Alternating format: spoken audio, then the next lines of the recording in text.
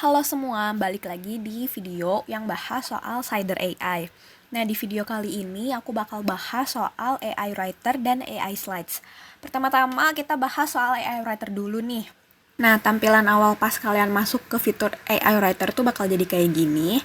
Nah, di sini kalian bisa langsung ketik aja topik yang kalian mau, atau kalian juga bisa web search, atau bisa dulu chatan sama si Cider AI-nya untuk bantu kalian nentuin topik. Nah, di sini karena aku udah ada topiknya, aku bakal langsung aja minta AI-nya untuk tulisin esai berdasarkan topik yang aku kasih. Nah, nanti si Cider AI-nya bakal langsung generate si esainya kayak gini. Nah, kita bisa tunggu aja. Jadi di sini tampilannya dibagi dua ya teman-teman. Di sebelah kanan itu ada sidebar dimana kalian bisa chatan sama si Cidernya. Di sebelah kiri itu esainya yang udah ditulis.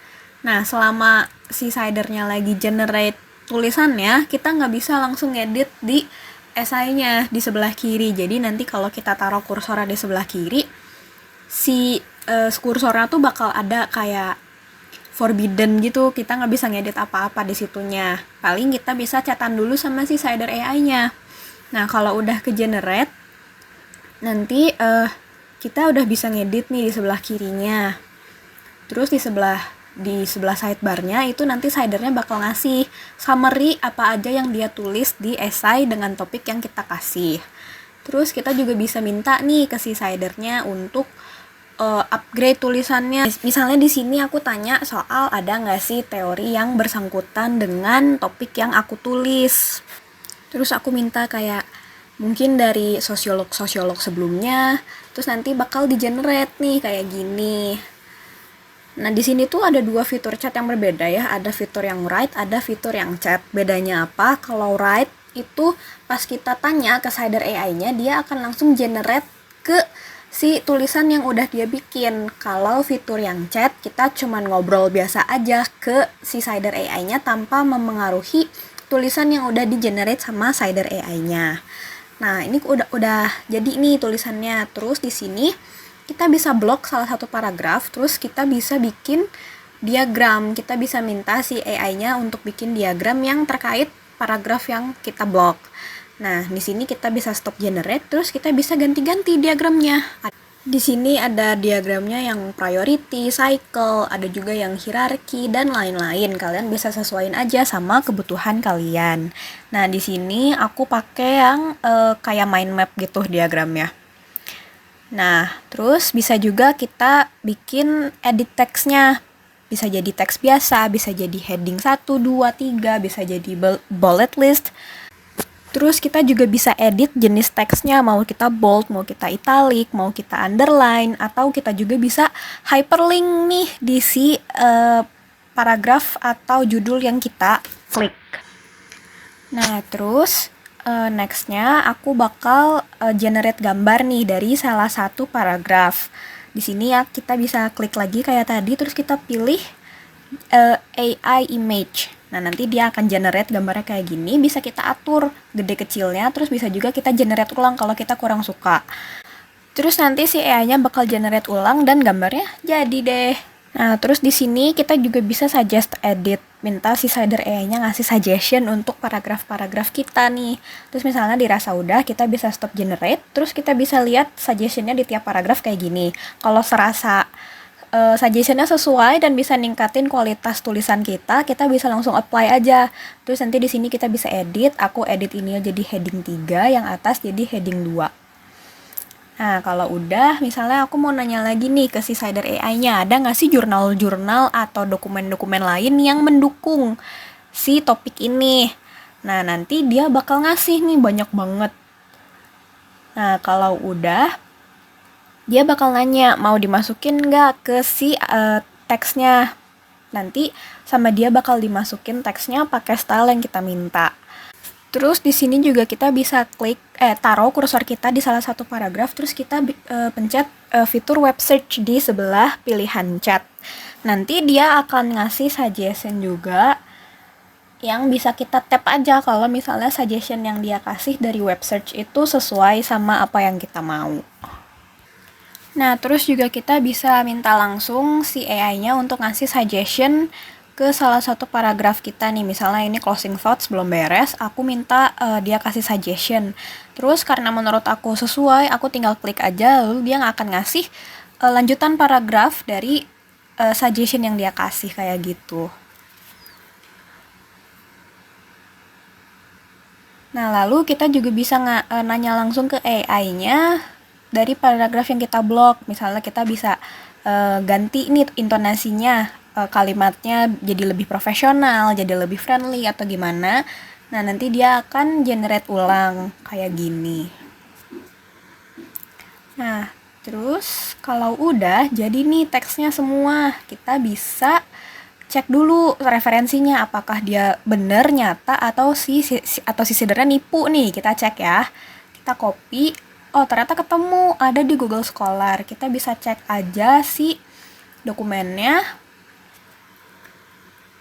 dan ternyata bener ya teman-teman, ada di sini.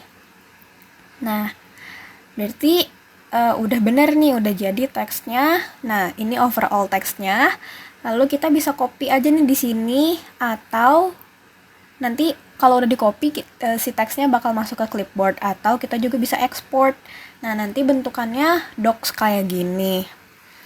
Nah, begitu aja untuk AI writer yang aku bahas di video ini. Nextnya aku bakal bahas soal AI slides. Nah, untuk AI slides tampilannya mirip-mirip ya sama yang tadi AI writer. Di sini kita bisa add file, kita bisa kasih URL, atau juga kita bisa pakai fitur deep search untuk topik yang kita taruh di slides-nya.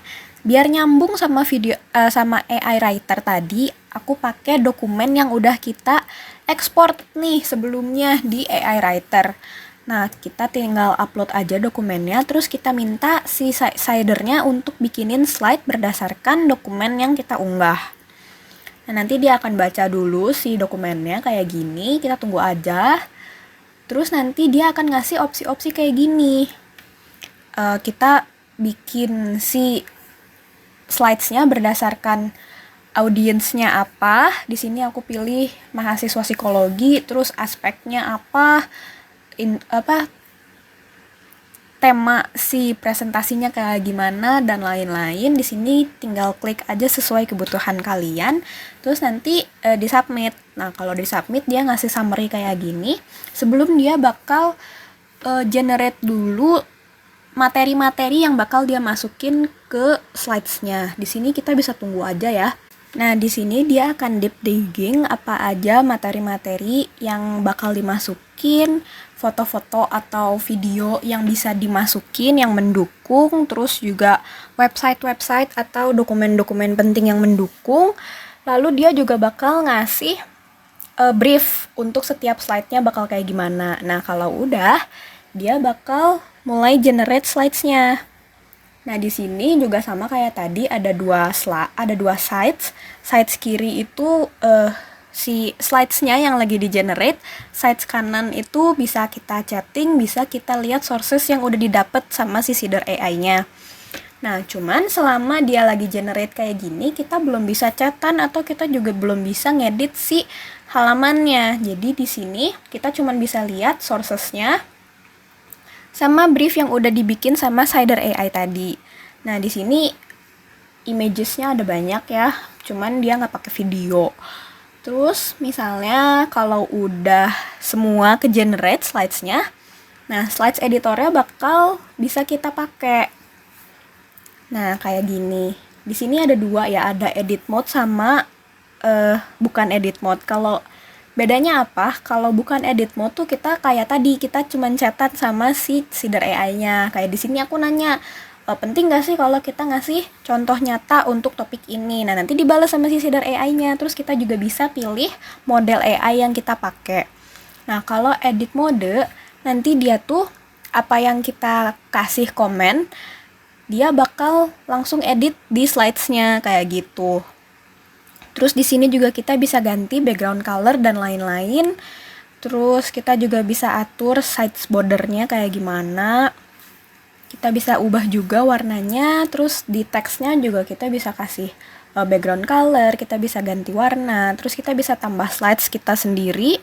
Di sini misalnya aku kasih referensi, terus kita ubah jadi heading pertama, atau kita mau jadi teks biasa juga bisa. Di sini kita bisa atur ukuran fontnya dan lain-lain. Terus kita juga kasih notes nih di sini bisa.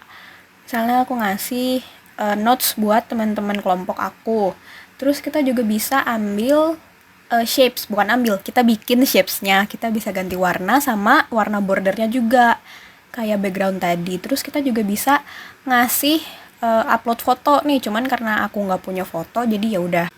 Nah, terus di sini juga kita bisa present si slides-nya. Ada dua pilihan nih, ada presentation mode atau ada juga presenter view. Bedanya apa? Kalau presentation mode itu kita ya udah full screen kayak gini aja, cuman nampilin si slide-slidesnya.